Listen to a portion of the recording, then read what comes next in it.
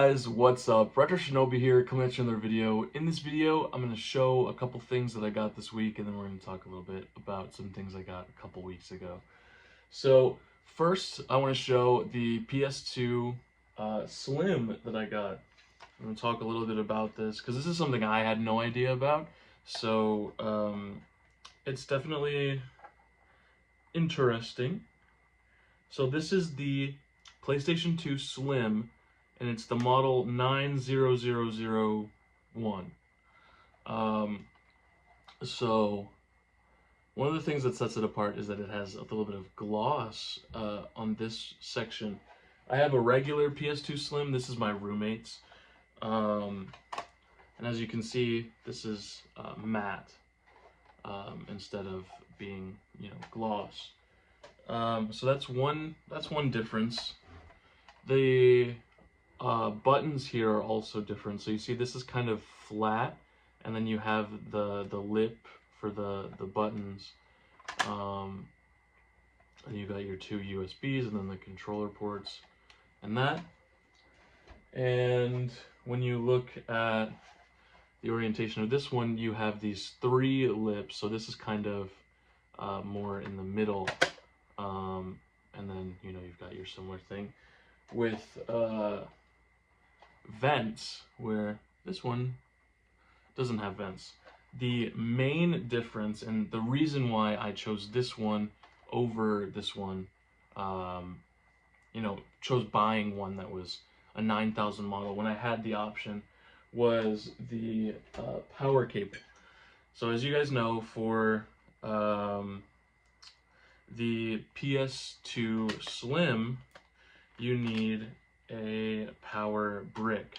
So on one end, you have this power that goes into the console, and then you have the brick, which has this thing, goes in there, and then this goes into the wall. So you've got this whole long deal, right?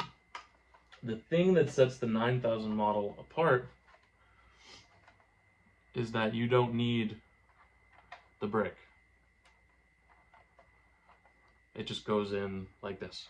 So it's a lot more sleek. And then obviously there are some other differences with the back of the console.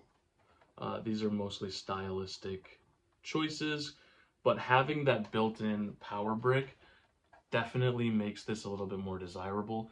This model of the PS2 came out right at the end of the PS2's lifetime, right when the PS3 was starting to, people were talking about it like coming out and stuff like that. So this is one that's definitely a little more rare to find. I have never seen this in the wild, and I have bought and sold a lot of PS2s in my day, but I have never seen one with this glossy finish. So learning a little bit more about this was definitely very interesting. One other thing I will say that could be a plus, could be a negative. This is designed to be flat. When you have your PS2 Slim, this was designed to also be put like this. And this is kind of how you can take this and flip it, the PlayStation logo, to either be like that or like that, to kind of position it in that way. The PS2 Slim 9000 model doesn't have this, and I probably would not recommend putting it like this, because it does have vents that come out. So if you had it like this with the vents being covered, that might not be too good, because they did remove the vent here and place it along here. So this is definitely meant to be held flat. I think that most people with their PS2 Slims did have them flat. With the PS2 Fat, there's more of a reason to have it kind of sitting upward like this. But I personally don't mind that. I've always had my PS2 Slim like this. I don't really like the idea of having it like this and then like putting in discs in like that. I think it's definitely better like this. So I'm really happy with this. I really like the condition of it, and I did pay about full price. I did, from the PS2 Fat lot that I bought a couple weeks ago, I brought in a bunch of games in the console to try to do the whole trade-in thing. They said that the PS2 FAT didn't read discs, which is wrong. It just takes longer to read the disc. It'll boot up immediately to the browse configuration page, and then if you click on browse, it'll say reading disc, reading disc, reading disc, and after about 20 seconds, it'll read the disc and then play the disc. So obviously with that, you're also dealing with longer load times in games. So it's definitely something, I'm pretty sure it's the laser, it needs to be replaced. But they wouldn't take that, and they also didn't take a good portion of the games because they were pretty scratched up, which is fine, you know. But the couple games that they did take, I got $30 for, which went towards this. So while the sticker price was $90, I paid $60. I think that's perfectly fine for a version of the console that I've never seen before. Obviously, on here there are some minor scratches on the gloss, which I guess comes with the territory of having a gloss versus it being matte. Like, you know, you can't stack stuff on top of this or put it in storage without, you know, getting some scratches on that gloss finish. So I might look into whether or not people make replacement parts and try to make it a little bit more mint. That's definitely something that could be interesting. Maybe even getting like a custom shell. Like I'm sure that maybe there's some kind of like clear shell or something that I could potentially swap this out with in the future. I think that could be pretty interesting. I did get this from the local pawn shop. And sadly, they said that, you know, they gave me, since this is just a regular port, they gave me this Apple plug, and it works. And, you know, obviously it fits in that situation, but I, you know, would have preferred to have one that was Sony. The one that I just showed you now is my roommate's power supply. So that's pretty cool. I think it's a pretty interesting thing. Sorry if I rambled a bit with that. I don't have as much content, so I'm trying to go a little bit more deep into that. So I also want to talk about the PS2 Fat Lot that I got that included Silent Hill 2. Now, I had mentioned in that video that there were 3 games that were going to make up the majority of my money back that I had gotten resurfaced. That was Dragon Ball Z, Budokai 3, Silent Hill 2, and then the cheater disc, like the cheat codes. I sold Budokai 3 and had shipped it out, and somebody had already gotten it. And when they got it, they initiated a return, because while I had it resurfaced and I looked at it and I was like, okay, there's like very, very, very minimal scratches on this. There's no issues with it. The person who bought it said that during some of the fight scenes, the sound would cut out, and whenever he would try to go Super Saiyan, it would load for about 10 to 15 minutes until it would actually happen. Now, obviously, I put it into the console to see if it would work, but I just booted it to the title screen and then got out of the title screen into the other screen, and obviously, I didn't get to the point where I noticed those issues. So I gave that guy a refund. I should be receiving that within the next week or so. And that prompted me to test the cheating disc, and which I hadn't done at all because I didn't have the little dongle that went with it. And prompted me to test Silent Hill 2, which had sold and I was going to ship out the following day. So I tested Silent Hill 2, I got to the title screen, and I went to enter the game, and the loading screen at the beginning loads and loads and loads and loads and loads. I had it on for a couple of minutes. It didn't get past the initial loading screen after the title screen.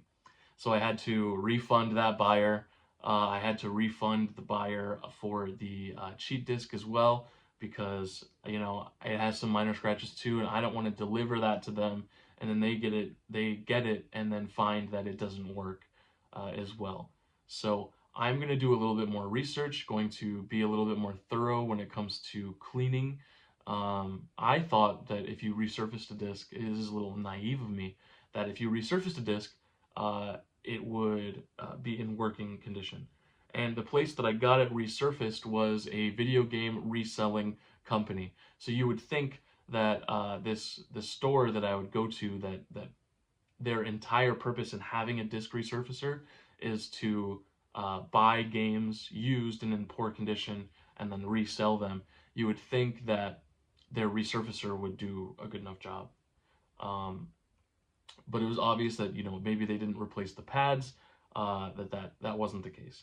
And so I'm going to do a little bit more research into resurfacing and do some personal resurfacing here, try to see if I can't get it to work a little bit better. Obviously, it still does load. It just takes a very long time to load.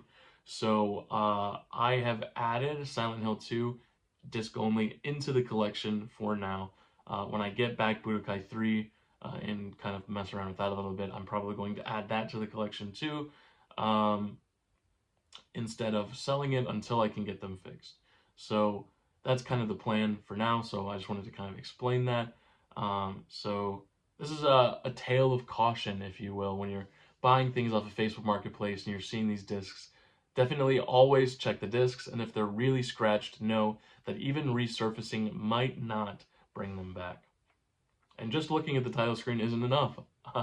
I definitely learned that lesson. So yeah, definitely things to learn, things to look out for. Now I'm going to be listing the PS2 Fat with a couple of games for the console on Facebook Marketplace, and we're gonna see if I can't get $60 back, and then, you know, get the PS2 Slim for free. That's kind of the main purpose. I do want to say thank you so much if you've watched through to this part. The Yakuza Like a Dragon retrospective review, whatever you want to call it, is in the works. I'm currently getting footage for that, and then, you know, I'm writing up a script. So that should be coming out later this week. I'm definitely going to try to push to have that done. It's a different kind of content that I'm used to creating, so it's something I'm excited to do, but it's something I don't have a lot of background in. So it's going to take a little bit of a learning curve for me to figure that out and to get that done. But anyways, we are going to get into the recap, and then we're going to close out this video. Not a lot of content, not a lot of things that I picked up, just the PS2. I did go around to a couple of stores, have been looking on Facebook Marketplace, nothing major that I've seen that's really worth the money. So I got the PS2 though. I thought that was pretty cool. I wanted to share that with you guys. So we're going to get into the video game collection recap, and then we're going to close out this video. Thank you guys a lot for watching again. All right, guys. So this is the state of the collection. We're looking at $7,031. If we look at the games here, Silent Hill 2 disc only is going for about $106. That is down from what it was earlier this week at $110. But as you can see, a lot of the other games haven't really changed much. Obviously, you have some minor fluctuations in some of these smaller games. I'm still waiting on the day that Appleseed gets added to the app, and it actually shows what it's worth. But, you know, not too much new with the collection here. We finally cracked the 7,000 mark, which I'm very excited about. We now have $3,000 left until we complete the $10,000 challenge. So that is something to definitely look forward to. I can see that happening during the summer or by the end of the summer, which at that point, we're probably just going to keep the series going, even though we hit 10,000. If anything, I might try to condense the collection a little bit and then kind of build from that. But we'll definitely cross that road when we get there. So anyways, I want to say thank you again for watching all the way through to this video. I really appreciate it. If you guys could leave a comment and let me know if you knew about the PS2 Slim, or if it was something that you had never seen before. Because I personally, like I said before, I have never seen a console that looks like that, and I thought that was really interesting. So anyways, this is Retro Shinobi signing out.